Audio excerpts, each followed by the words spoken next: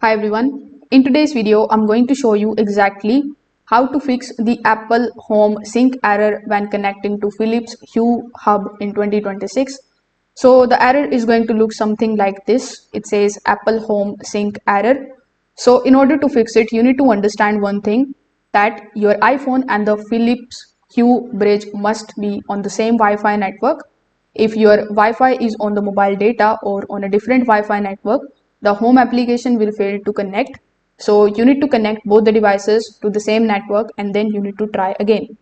Afterwards, you need to simply open your Hue application and make sure that the HomeKit integration is also enabled. You may need to re-enable or reconnect HomeKit access. During the setup, Home application is going to ask you to press the button on the Hue bridge.